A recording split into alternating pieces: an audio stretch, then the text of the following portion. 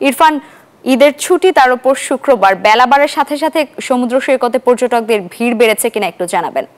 লাবণী পয়েন্টে এখানে একেবারে বেলা বাড়ার সাথে সাথে যথেষ্ট পরিমাণ পর্যটকের ভিড় বেড়েছে।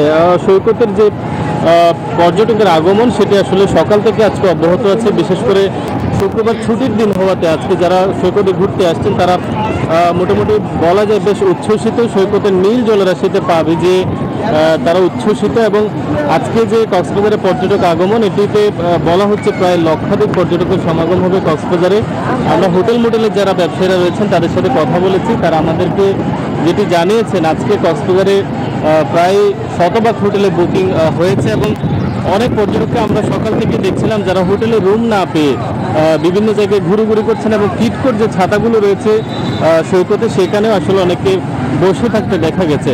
তো সৈকতে এই যে পর্যটক আগমন এটি আসলে টানা রমজানের যে একটা স্থবিরতা ছিল এই স্থবিরতা কাটিয়ে বর্তমানে কক্সবাজার যে পর্যটন সেখানে একটি আসলে প্রাণ ফিরে পেয়েছে এবং যারা পর্যটকরা দেশের বিভিন্ন প্রান্ত থেকে এখানে ঘুরতে আসছেন তাদের অনেকের আসলে অভিযোগও আছে যে রুম ভাড়ার দাম একটু বেশি নিচ্ছে আগের তুলনায় এবং বিশেষ করে যে প্রশাসনের যে নজরদারির বিষয়টি সেটি আসলে অনেক সময় উঠে আসেনি এবং এই বিষয়গুলোর কারণে পর্যটক হয়রানি বাড়ছে বলে মনে করছেন। তবে কক্সবাজার সৈকতে যে সমস্ত পর্যটকরা আসছেন তাদের নিরাপত্তায় বিশেষ করে গোসলে নিরাপত্তায় আসলে লাইফ গার্ডের কর্মীরা কাজ করছেন এবং তারা বলছেন যে কক্সবাজারে আগত যে সমস্ত পর্যটক তাদের নিরাপত্তার তাদের সাথে সাথে রয়েছে ট্যুরিস্ট পুলিশের সদস্যরা এবং 3 স্তরের নিরাপত্তা বিশিষ্ট ট্যুরিস্ট পুলিশ এই মুহূর্তে সৈকতে কাজ করছে। তো এ ছিল কক্সবাজার সৈকতের পর্যটকের আপডেট। আমরা যাচ্ছি কুয়াকাটায়, সেখানে আছে আমাদের সহকর্মী ইরফান। কুয়াকাটায় পর্যটক সমাগম বাড়তে শুরু করেছে, বেলা যত বাড়ছে পর্যটক সমাগম অত বাড়তে শুরু করছে। এই সৈকতে একই স্থানে দাঁড়িয়ে সূর্যোদয় সূর্যাস্ত অবলোকন করা যায়। সকালে সূর্যোদয় দেখার পরে ছড়িয়ে ছিটিয়ে পড়েছে পর্যটকরা বিভিন্ন স্পটে।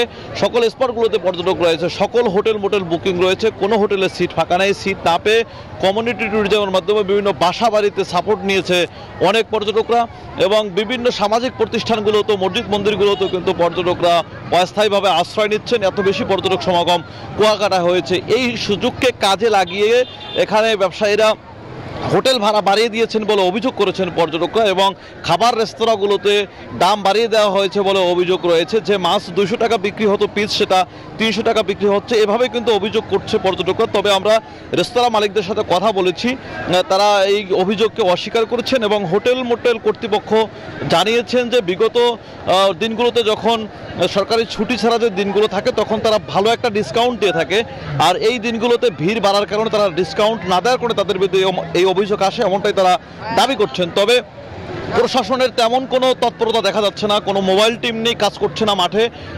বিগত দিনগুলোতে আমরা দেখতাম উপজেলা প্রশাসন মোবাইল টিম কাজ করতো, অতিরিক্ত খাবার বিল নেওয়া হলে সেখানে মোবাইল কোড করা হতো, এভাবে কিন্তু তৎপরতা ছিল। এবার কিন্তু সেরকম কোনো তৎপরতা দেখা যাচ্ছে না। তবে আমরা ট্যুরিস্ট পুলিশের সাথে কথা বলেছি, তারা বলেছেন যে পর্যটকদের নিরাপত্তায় তারা কাজ করছেন, নির্বিঘ্নভাবে পর্যটকরা এখানে ভ্রমণ করবেন, বেড়াবেন, কোনো রকমের কোনো বিচ্ছিন্ন ঘটনা যাতে না হয় সেজন্য তারা কাজ করবেন, এমনটাই কিন্তু আমাদেরকে ট্যুরিস্ট পুলিশ জানিয়েছেন। কুয়াকাটা সমুদ্র সৈকতের এই মনোমুগ্ধকর দৃশ্যগুলো সকাল সন্ধ্যা মানুষ উপভোগ করতে থাকেন। লাল কাঁকড়ার চর, এখানকার সোনার চর, হেয়ার দ্বীপ সহ প্রত্যেকটি দ্বীপই রয়েছে পর্যটকদের পদচারণা, কানায় কানায় ভরপুর রয়েছে কুয়াকাটা সমুদ্র সৈকত এলাকা। এতটুকু ছিল কুয়াকাটা সমুদ্র সৈকত থেকে আমার কাছে এই মুহূর্তের সবশেষ। লাবিবা।